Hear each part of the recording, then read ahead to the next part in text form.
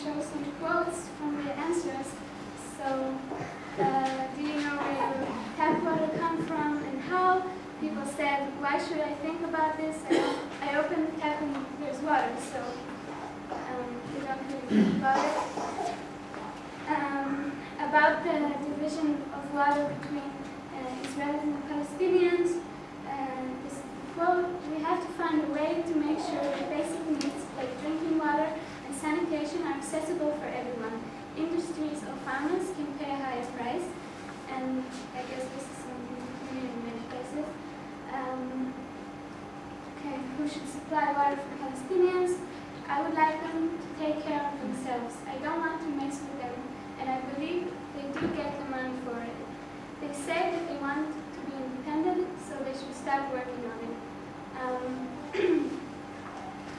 What this woman probably didn't know is that Israel has complete control over the water resources, so the Palestinians don't really, it's not legal for them to do wells in the West Bank, and they have a lot of difficulties to do these kind of things. So challenges and difficulties. The first person I interviewed, who was supposed to be like to tell me about the place, and in addition to the interview, after we did the interview, she started asking me about LifeSource, and I told her what I know, but she decided to go to the internet, and she decided that LifeSource is a pro-Palestinian NGO, and she didn't want to let me work with her interview. And it brought up a lot of questions about how much information you have to give before you conduct an interview, and how do you transfer this information, especially because LifeSource is still a young NGO, and their way is still in process. So how do I present LifeSource with my research to other people to make them want to do the interview?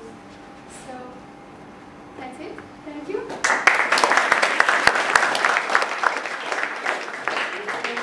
I want us to please save your questions. Let's get all the presentation, and then you can have questions for the four.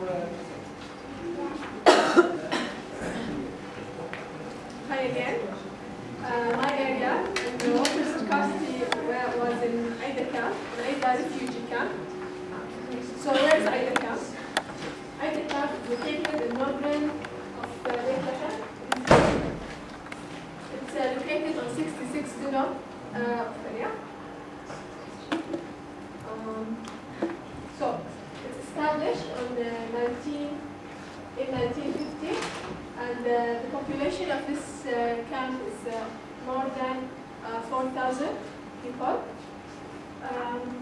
This camp, or let me say a little bit about the history of these people. They were there in 1950 as a result of the two wars, 1948 war and 1967 war, and they were living in tents like this. And with the help of the United Nations, they have small houses containing 2 rooms. These houses fell down, and then they have rebuilt their houses because they don't have land to go like anywhere else. So this is what it was nowadays.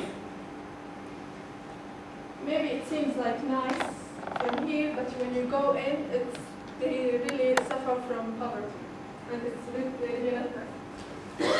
About their water issue there, they have water each 10 days to 2 weeks, and they are supplied, of course, from Israeli authorities, and they have these tanks.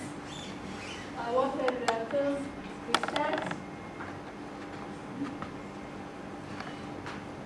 I have hypotheses, 3 of them. My first one, where men are more aware of water situation issue women in Aida refugee camp. In order to know that, I have interviews with 5 men and 5 women. The men age were from 40 to 65. 2 of them are employed, 2 are unemployed. They said they have clean and drinkable water, but they don't have enough water since water comes each or every 10 days or 2 weeks. And also they said they have there's no equality between the distribution of water between the settlements and also the Palestinian areas. Also, they were more into political situation. They would say that this is kind of policy from Israeli authority to force them to leave the land. Then I have an interview with 5 women from their age were from 25 to 65. They were all housewives except one. She was a secretary. And they also said the same. They have drinkable water and clean water, but they have no equality in the distribution of water between the settlements and Palestinian areas. Also, they said they don't have enough water. They didn't talk much about politics because I think they were afraid or something. They were uncomfortable with that. They have no comments. They just kept smiling. My second one was about people have alternative water resources. I mean by that, do they have any alternative water resources when they have, when water in their homes is finished? They told me, like a little bit people who have a little bit money, they would buy an extra tank and put it on like above the roof of their house. But people who are the most people in Aida camp who are poor, they have this extra huge tank underneath of the ground. It's attached with pipes and taps side of the street. They go there and stand on a line and fill gallons with water. The third hypothesis, where people have a vision for water issue for the future, some people were optimistic. They said we wish better peace treaties, and they wish for rain or for rainfall.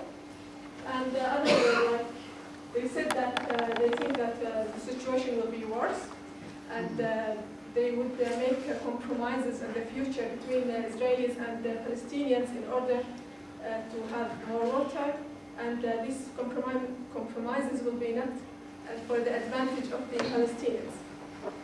By results, I found out that people in Aida camp were very poor, and they have a high percentage of unemployment. They don't have money. I forgot to say that they cannot work freely because of the repeated closures and because they are isolated.